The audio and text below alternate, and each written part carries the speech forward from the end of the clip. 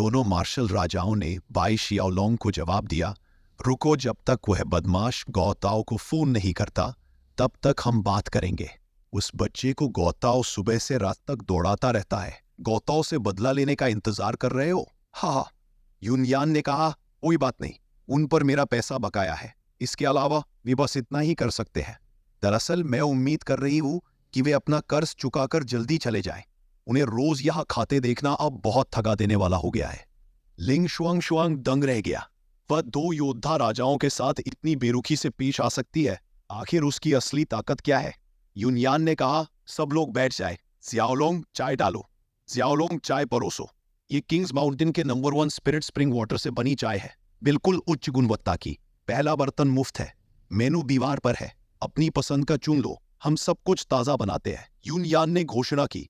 बिल्कुल साफ, स्वास्थ्यकर और बेहद स्वादिष्ट। वेलकम इन की मूल्य सूची, उसने आगे कहा।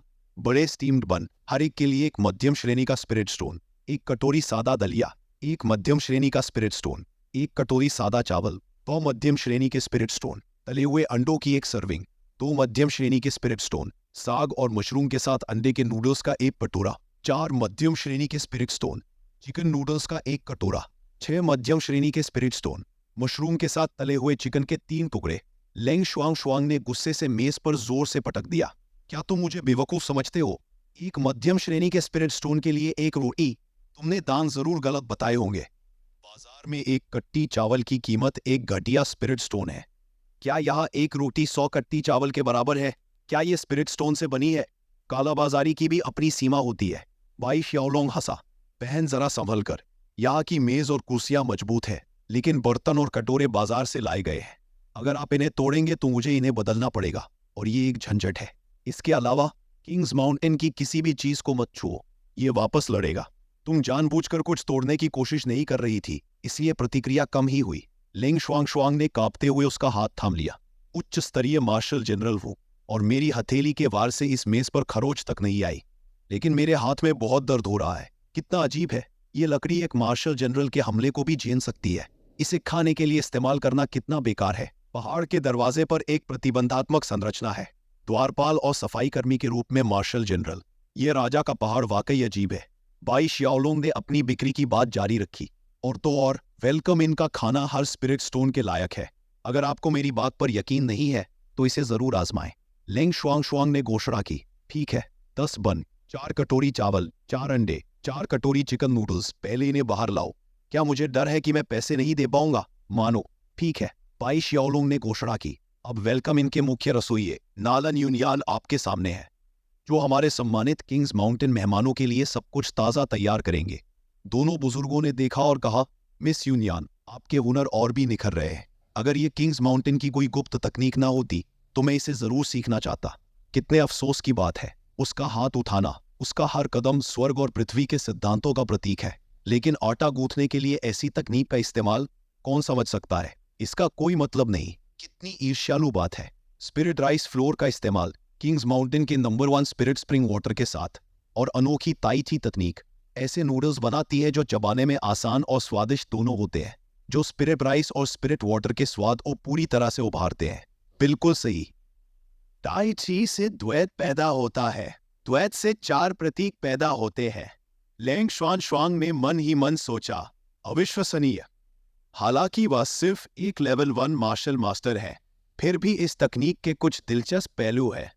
आटा गूंथने में इस्तेमाल होने वाली ऐसी ही एक तकनीक ताई ची हर चीज में है। हमारी हेड शेफ युनयान ने ताई ची के सार को समझ लिया है और अपनी समझ को नूडल्स में भी डाल दिया है। बाई शियाओलोंग किनारे से देख रहा था, मानो उसे कुछ समझ आ गया हो।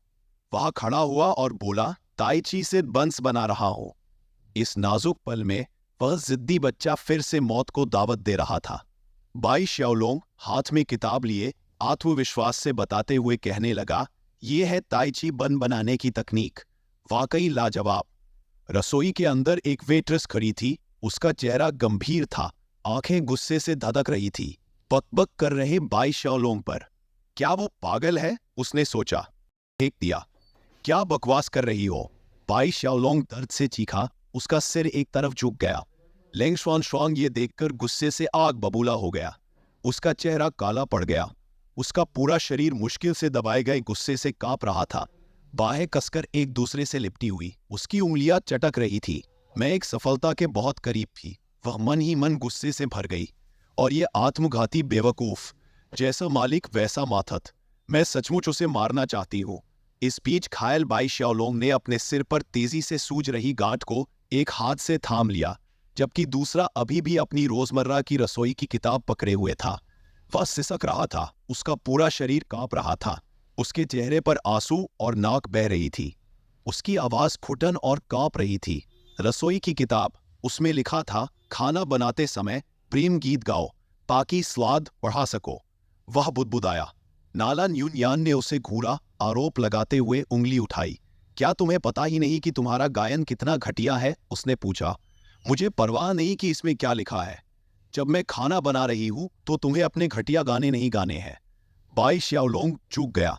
उसकी आवाज अभी भी डर से कांप रही थी। ठीक है, उसने मान लिया।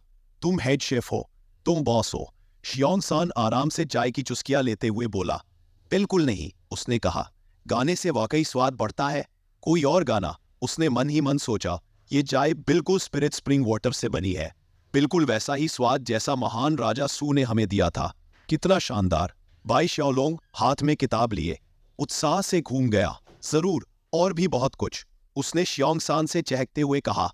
ये है summer fruits, mice love rice, red bean, I eat fried chicken in People Square, Shaanxi cuisine, spicy sister, big bowl of noodles. ये किताब इनसे भरी है। क्या आप मुझे गाते हुए सुनना चाहेंगे? शियोंग सान का गला भर आया और उसने अपनी चाय की एक घूंट मेज पर फैला दी। रसोई से बाई शाओलोंग की आवाज बेखबर जारी रही। लेकिन सिस्टर यूनयान ने अभी तक ये रेसिपी नहीं सीखी है और सामग्री सीमित है। स्थानीय उपज बिल्कुल सही नहीं है। इसका स्वाद वैसा नहीं होगा। शियोंग सान हकलाया। सच में, इनके बारे में कभी नहीं सुना। चलो खाते हैं। बाई शाओलोंग थोड़ा निराश लग रहा था। उफ, अच्छे स्वाद की कोई कद्र नहीं। मैंने तो बरसों से इसका अभ्यास किया है। लेंग शुआंग ने चाय की चुस्की लेते हुए सोचा, पहले वाली तकनीक। जरूर कुछ तो है। अफसोस कि मैं पूरी तरह समझ नहीं पाया। इतनी साधारण सामग्री, इतनी ज्यादा कीमतें। ये जगह तो ठगी है। शियोंग सान अचानक बोला। जानते हो, मुझे लगने लगा है कि हम किंग फेंग घाटी में अपना समय बर्बाद कर रहे हैं। दो बूढ़े दरवाजे पर खड़े हैं, कोई अनोखी नीली ऊर्जा तकनीक इस्तेमाल कर रहे हैं। कीमतें आसमान छू रही हैं। यह तो डकैती से भी तेज है। हम तो बस, हाँ बस। उसकी आवाज धीमी पड़ गई। मुझे इतनी बेचैनी क्यों हो रही है? मैं भी खुद को धोखा दे रही हूँ। लेंग शुआंग ने सोचा। उसका चेहरा गंभीर था, उसकी आंखें ठंडी थी। उसने सोचा, मैं शुरू में बस देखना चाहती थी। शपथ लेने से पहले इस महान राजा सू को अच्छी तरह देखना चाहती थी। मुझे उम्मीद नहीं थी कि वह इतना दूर होगा, लेकिन अगर मैंने शपथ ली है तो उसे निभाऊंगी। उसी समय बाई शाओलोंग दौड़कर आया, दोनों हाथों में एक एक ट्रे लिए। उसका चेहरा खिल उठा। हम आ गए, उसने खुशी से घोषणा की। एक कटोरी गरम सफेद चावल और ताजे अंडे के नूडल्स। सारी सामग्री हमारे अपने किंग्स माउंटेन से है। यही उगाई और उगाई जाती है। बिल्कुल उच्च गुणवत्ता और बिल्कुल साफ भी। कृपया आनंद ले। बाकी लोगों ने मन ही मन सोचा, इसकी खुशबू लाजवाब है। धीरे धीरे खूबसूरती से परोसे गए कई तरह के व्यंजन मेज पर छा गए। बाई शाओलोंग ने बारीकी से हर व्यंजन पेश किया। जाहिर है, सफेद चावल अपने आप में कमाल का है। इसे किंग्स माउंटेन स्पिरिट राइस से बनाया गया है। वही स्पिरिट राइस जो पहाड़ों से नीचे अलमारियों से उड़कर आ रहा है। और ये स्टीम्ड बन बारीक पिसे स्पिरिट राइस के आटे से बने हैं, जिसमें हमारा नंबर 1 स्पिरिट स्प्रिंग वाटर भी मिला हुआ है। और शेफ यूनयान ने अपनी ताइची कुंफू तकनीकों का इस्तेमाल करके इसे पूरी तरह गूंथा है। उन्होंने अगले व्यंजन की ओर इशारा किया।